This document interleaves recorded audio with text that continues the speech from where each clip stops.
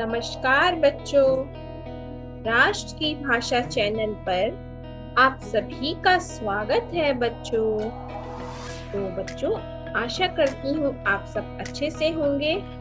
आज की कक्षा में हम पढ़ने जा रहे हैं बच्चों एनसीईआरटी पाठ्य पुस्तक रिमझिम से कक्षा चौथी से पाठ 9 स्वतंत्रता की ओर।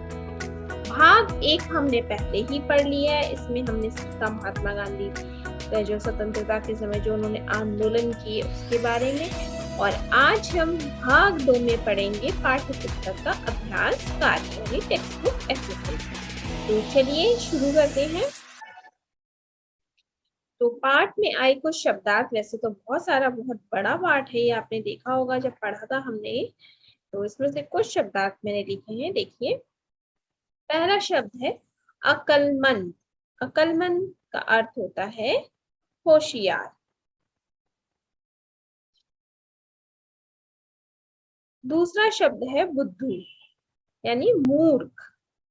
तीसरा शब्द है उतावला होना यानी धैर्य खो देना। जैसे कभी कभी हम बहुत एक्साइटमेंट होता है ना हमें किसी चीज को पाने का या किसी चीज को करने का, तो हम उतावले हो जाते हैं। उसके बाद है खिलाफ। खिलाफ यानी विरोध करना किसी चीज का। उसके बाद है सत्याग्रह यानी सत्य के लिए आग्रह करना, जैसे गांधी जी ने सत्याग्रह आंदोलन चलाया था ना कहानी में। उसके बाद है मनाही। मनाही यानी रोक करना या अवरोध करना, ठीक है। उसके बाद है खिलाफ यानी विरोध।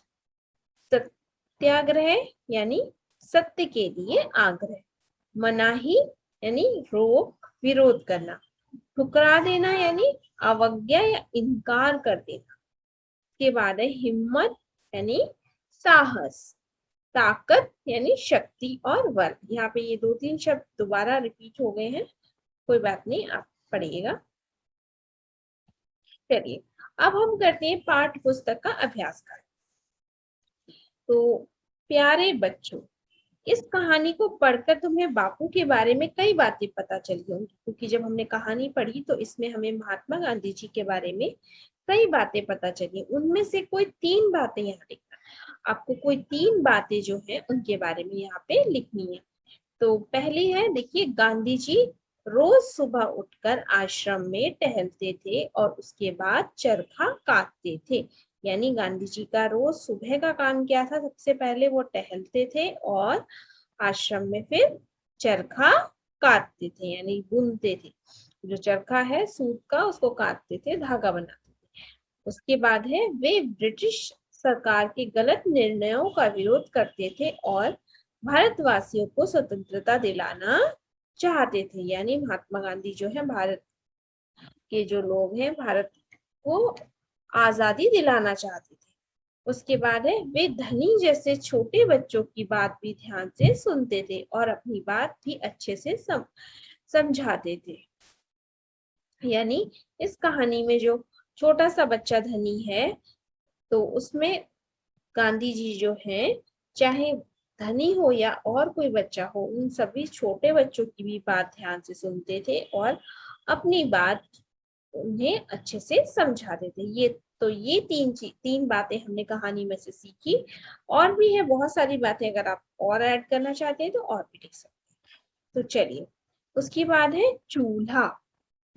धनी की माँ चूल्हा फूंक रही थी। तो जो धनी की माँ है, कहानी में बताया कि चूल्हे पे कुछ बना रही थी, यानी फूंकना, यानी इस तरीके के चूल्हे में आग जब नहीं जलती है तो हमें फूंक लगानी पड़ती है। तो धनी की माँ खाना पकाने के लिए चूल्हे का इस्तेमाल करती थी। नीचे कुछ चित्र बने हैं, इनके नाम पता करो और लिखो। यानी यहाँ पे ये चित्र दिए गए हैं, इनके हमें नाम पता करने। तो ये तो है स्टोव। पहले के समय में ऐसे स्टोव पे सब लोग खाना बनाते थे। और ये है मिट्टी का चूल्हा। गांव में अभी भी इस तरीके के मिट्टी के चूल्हे में लोग खाना बनाते हैं। तो पहले के समय तो हर घर में ही ये होता। उसके बाद है, ये है गैस स्टोव। यानी ये सिलेंडर रहता है, इसमें गैस होती है, नदी के द्वारा इसमें गैस आती है और यहाँ पर ये चूल्हे होते हैं, ठीक है। तो इसे हम कहते हैं गैस स्टोव। उसके बाद है ये भट्टी। ये मिट्टी की बनी होती है और इसमें हम कोयला डालते हैं और फिर इसके ऊपर रखते हैं, तो यहाँ से आग या ईंधन जो भी डालते हैं इसको हम कहते हैं भट्टी। तो ये भी पहले के समय में इसका प्रयोग भी होता था। इनमें से कौन कौन से ईंधन का इस्तेमाल किया जाता है? तो ईंधन मैंने आपको बता दिया, इसमें हम केरोसिन का इस्तेमाल करते हैं, केरोसिन डालते हैं, इसमें हम लकड़ी से जलाते हैं और इसमें हम गोबर के बने हुए उपले भी डालते हैं जिसे कंडे भी बोलते हैं, और ये जलता है गैस से और इसमें भी हम कोयला डालते हैं। ठीक है, तो ये है इनके ईंधन। तुम्हारे घर में खाना पकाने के लिए किसका इस्तेमाल किया जाता है? यानी आजकल तो सभी के घर में प्राय ये गैस का ही उपयोग करते हैं, तो गैस स्टोव का प्रयोग सभी के घरों में करते हैं। तो देखिए ये मिट्टी का तेल, इसमें ये मिट्टी का तेल है, इसे इस्तेमाल करते हैं। आग जलाने के लिए लकड़ी का इस्तेमाल करते हैं, गैस का इस्तेमाल करते हैं और भट्टी में कोयले का इस्तेमाल करते हैं। ठीक है, तो ये है कहानी से आगे। नीचे कहानी से आए कुछ शब्द लिखें। कक्षा में चार चार के समूह में एक एक चीज के बारे में पता करो। यानी यहाँ पर चार चीजें दी गई हैं, इनके बारे में आपको पता करना है। चार चार के समूह में एक एक चीज के बारे में पता करना है। यानी एक एक क्लास में ग्रुप बनाइए चार चार बच्चों का, और चार बच्चे वो एक चीज के बारे में इंफॉर्मेशन कलेक्ट करेंगे और क्लास में शेयर करेंगे। तो ये है स्वतंत्रता, सत्याग्रह, खादी, चरखा। तो कहानी में स्वतंत्रता शब्द आया। स्वतंत्रता का अर्थ होता है आजादी। जैसे हम स्वतंत्रता दिवस मनाते हैं ना अपना 15 अगस्त को, जिस दिन हमारा देश आजाद हुआ था। तो अपने देश में आजादी के साथ रहना, किसी दूसरे का हस्तक्षेप ना होना, स्वतंत्रता का अगर अर्थ पूछा जाए तो ये स्वतंत्रता का अर्थ है। तो आप भी इसके बारे में और जानकारी एकत्रित कर सकते हैं। उसके बाद है सत्याग्रह, यानी सत्य के लिए आग्रह, अर्थात सही बात मनवाने के लिए हट करना या जिद करना। जैसे गांधी जी ने क्या कहा था कि सत्याग्रह आंदोलन शुरू किया, और जो दांडी यात्रा है नमक पर से कर हटाने के लिए, तो ये सब क्या सत्य के लिए ही। उसके बाद है खादी, चरखे पर सूत काट कर बनाया गया घरेलू मोटा कपड़ा। खादी जो है ग्रामोद्योग में अभी भी मिलता है। तो महात्मा गांधी जी जो थे वो सूत काट कर ही, चरखे से सूत काटते थे बच्चों, और खुद अपने कपड़े स्वयं बनाते थे। धागा जो है अपने लिए खुद बनाते थे, उसे खादी कहते हैं। उसके बाद है चरखा। चरखा सूत या धागा काटने का लकड़ी का एक उपकरण है। तो आपने देखा होगा महात्मा गांधी जी के फेमस उसमें चरखे भी मेन है। चलते हैं आगे। तो आगे की कहानी। गांधी जी ने धनी से कहा, क्या तुम आश्रम में ही रहकर मेरे लिए बिन्नी की देखभाल करोगे? तो धनी ने गांधी जी की बात मान ली। जब गांधी जी दांडी यात्रा से लौटे होंगे तब आश्रम में क्या क्या हुआ होगा, आगे की कहानी सोचकर लिखो। यानी जब गांधी जी से कहा था धनी ने कि मैं भी आपके साथ चलूंगा, तब गांधी जी ने उससे क्या कहा था कि आप यहीं पर रुको और बिन्नी की देखभाल करो। तो जब गांधी जी आश्रम में वापिस आए होंगे तब उन्होंने, धनी ने क्या क्या किया, तो उन्होंने क्या बताया होगा। तो जब गांधी जी दांडी यात्रा से लौटे होंगे बच्चों, तब आश्रम में उनका भव्य स्वागत हुआ होगा, है ना। आश्रम के लोग उनसे दांडी यात्रा के बारे में पूछे होंगे। उन्होंने पूछा होगा कि दांडी यात्रा में क्या क्या हुआ, कैसे हुआ, कहाँ तक, है ना। तो गांधी जी ने उन्हें सब कुछ बताया होगा, यानी जैसा भी वहां पे हुआ होगा। उसके बाद है कहानी से। धनी ने गांधी जी से सुबह के समय बात क्यों करना क्यों ठीक समझा। यानी गांधी जी ने क्यों सोचा कि मैं इनसे मैं सुबह के समय बात करूं। तो गांधी जी आश्रम में रोज सुबह पैदल घूमते थे। इस समय उनसे मिलना आसान था। दिन में उन्हें अकेले पकड़ पाना बहुत मुश्किल था, क्योंकि गांधी जी बहुत व्यस्त थे ना, दिन में हर कोई आता जाता रहता था।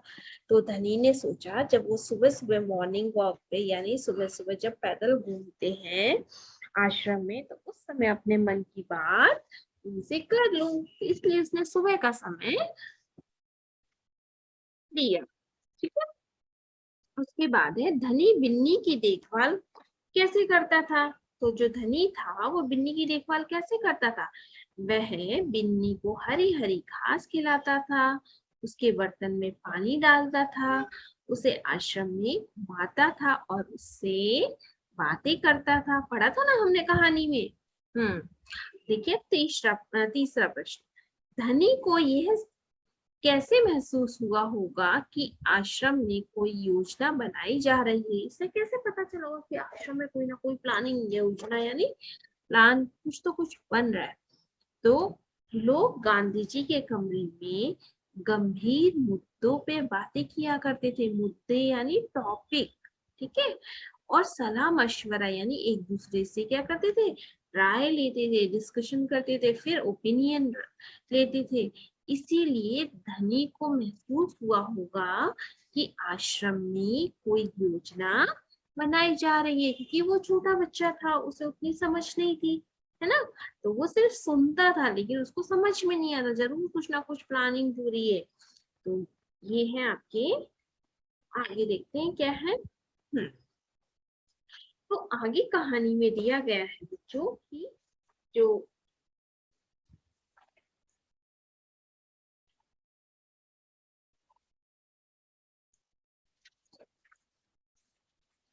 कहानी में दिया गया है कि धनी यात्रा पर जाने के लिए उत्सुक क्यों था, यानी क्यों तैयार था यात्रा पे जाने के लिए, वो भी क्यों इतना एक्साइटेड था। अगर तुम धनी की जगह होते तो क्या तुम यात्रा पर जाने की जिद करते और क्यों? ठीक है, तो ये प्रश्न वैसे तो आपको स्वयं लिखना है, लेकिन मैंने आंसर लिखा है, आप इसमें बदलाव भी कर सकते हैं। धनी यात्रा पर जाने के लिए इसलिए उत्सुक था क्योंकि वह देश की स्वतंत्रता की लड़ाई में भाग लेना चाहता था बच्चों। ठीक है, और गांधी जी को अपना सहयोग देना चाहता था, यानी वो भी चाहता था कि मैं भी देश की आजादी के लिए अपना सहयोग दूं। अगर मैं धनी की जगह होता, तो ये मैंने अपनी कक्षा में डिस्कस किया आंसर बच्चों से, तो उनके उत्तर के अनुसार मैंने ये उत्तर लिखा है। अगर मैं धनी की जगह होता तो मैं भी यात्रा पर जाने की जिद करता, क्योंकि धनी की तरह मैं भी जागरूक हूँ, यानी जो भी देश में अगर कुछ हो रहा है तो हमारा भी फर्ज बनता है कि हम भी उसमें हिस्सा लें और अपना योगदान दें, अगर कुछ अच्छाई के लिए कार्य हो रहा है तो। ठीक है, के बाद है इसी में दूसरा प्रश्न है, गांधी जी ने धनी को ना जाने के लिए कैसे मनाया? मतलब उन्होंने उसको कैसे मनाया कि तुम नहीं जाओ करके? तो गांधी जी ने धनी से कहा कि वह उनके लिए बिन्नी की देखभाल करे, जिससे कि डांडी से लौटकर आने के बाद वह उसका खूब सारा दूध पीकर ताकतवर महसूस करे।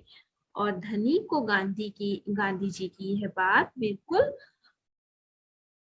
सच वो जच गई और वह रुक गया, यानी वो जो था उसकी बात उनको अच्छी लगी धनी को, महात्मा गांधी जी की, कि तुम यहीं पर रुको और बिन्नी की देखभाल करो, जब मैं वापस आऊंगा तब तुम मुझे बहुत सारा दूध देना पीने के लिए, तब मैं ताकत आएगी मुझ में।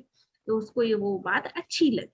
ठीक है, उसके बाद एक और क्वेश्चन है इसी में ही, क्या तुम गांधी जी के तर्क से सहमत हो और क्यों? तर्क यानी उन्होंने जो रीजन बताया उससे क्या आप एग्री हो? हाँ, मैं गांधी जी के तर्क से सहमत हूँ। आश्रम के सभी लोगों को कोई ना कोई काम करना होता है।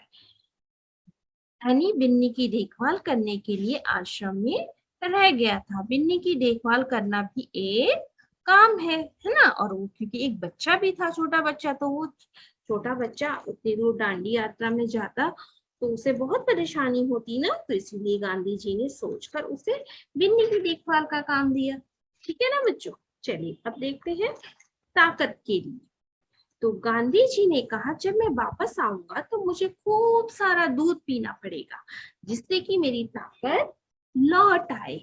बताओ, खूब सारी ताकत और अच्छी सेहत के लिए तुम क्या क्या खाओगे पियोगे? यानी यहाँ पे कुछ लिस्ट दे रखी है खाने पीने की, तो उसमें से आपको देखना है कि कौन सी चीजें आपको ताकत दे। ठीक है, तो चटपटी अंकुरित दाल, चटपटी अंकुरित दाल जो है, जिसे आप स्प्राउट बोलती हो, तो वो हमें क्या देती है? ताकत देती है। उसके बाद गर्म समोसे, तो समोसे वैसे तो हम लोग खाते हैं, लेकिन वो हेल्दी नहीं होते, ठीक है, वो हमें ताकत नहीं देते, हमारी सेहत के लिए अच्छे नहीं होते, क्योंकि वो बहुत ऑयल में डीप फ्राई होते हैं ना। करारे गोलगप्पे, तो सेम समोसे की तरह भी गोलगप्पे भी, लेकिन कभी कभी तो हम लोग खाते ही हैं, है ना। हम और कुरकुरी मक्का की रोटी, हाँ, मक्का की रोटी तो हमें बहुत ताकत देती है। तो खुशबूदार दाल, तो दाल में तो बहुत सारी प्रोटीन होती है जिसे हमें खाना चाहिए। उसके बाद है मसालेदार अचार, तो अचार में भी बहुत सारे मसाले और तेल होती है ना, तो ये भी हमारे स्वास्थ्य के लिए अच्छा नहीं होता है, लेकिन थोड़ी सी मात्रा में हम खा सकते हैं, लेकिन हेल्दी तो नहीं, ठीक है। के बाद है मीठा दूध, हाँ, तो दूध तो सबको पसंद होता है, पौष्टिक होता है ना, प्रोटीन भी होता है दूध में। उसके बाद है रसीला आम, यानी आम जो है एक फल है, तो फल तो स्वास्थ्य के लिए बहुत अच्छा होता है। गर्मा गर्म साग, यानी हरी पत्तेदार सब्जियां, ये खाकर तो हमारी आंखों की रोशनी भी बढ़ती है, तो ये हमारी सेहत के लिए अच्छा है। ठंडी आइसक्रीम, तो जैसे समोसे हमें कभी कभी खाने चाहिए, ऐसी आइसक्रीम भी कभी कभी खा सकते हैं, लेकिन ये स्वास्थ्य के लिए, सेहत के लिए अच्छी नहीं है। रंग बिरंगी टॉफी, यानी चॉकलेट्स, तो ये भी हमें ज्यादा नहीं खानी चाहिए। ठंडा शरबत, हाँ, ठंडा शरबत, क्योंकि गर्मी के समय में हमारे शरीर में ताकत बनाने के लिए, ठंडाई लाने के लिए ठंडा शरबत हम पीते। तो ये सारी चीजें देखिए यहाँ पे मैंने टिक किया है, जो चीजें हमारी सेहत के लिए अच्छी है। तो चलिए देखते हैं आगे। विशेषता के शब्द, यानी विशेषण, डिस्क्राइबिंग वर्ड्स। तो अभी तुमने जिन खाने पीने की चीजों के नाम पढ़े, उनकी विशेषता बता रहे हैं ये शब्द, ठीक है। जैसे चटपटी, मीठा, गर्म, ठंडा, कुरकुरी, तो ये सब इसकी विशेषता। नीचे लिखी चीजों की विशेषता बताने वाले शब्द सोचकर लिखो। तो यहाँ पे ये शब्द इन्होंने दिए हैं, ये मैंने लिखे हैं। तो जैसे हलवा, हलवा यानी तो गर्म हलवा। उसके बाद है पेड़, तो पेड़ को हम ऊंचा भी लिख सकते हैं, बड़ा भी लिख सकते हैं, तो मैंने लिखा है ऊंचा पेड़। थोड़ा नमक, काली चींटी, तो चींटी तो है लेकिन कैसी है? काली। सब पत्थर, तो पत्थर क्या होता है?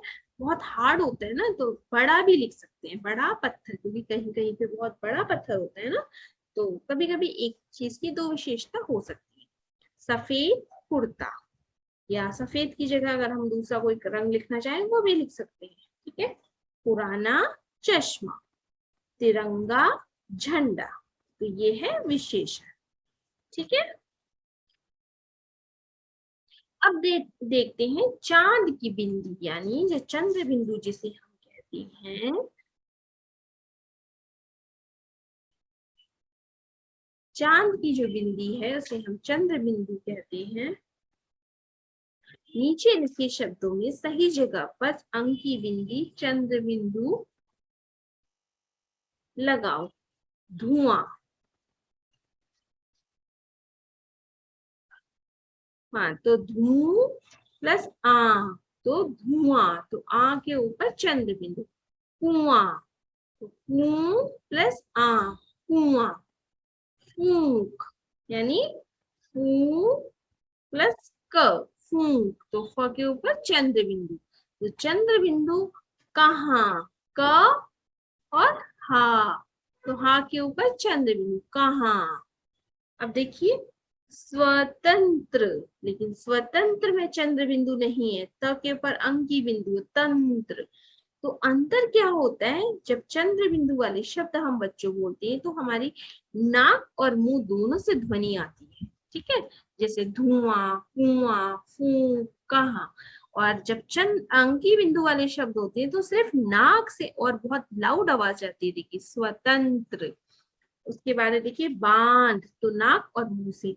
माँ, गांव, बंद गोभी, इंतजार, पसंद, तो ये है चंद्र बिंदु और अंकी बिंदु वाले शब्द, दोनों में यही अंतर है। उसके बाद है देखिए किसकी जिम्मेदारी।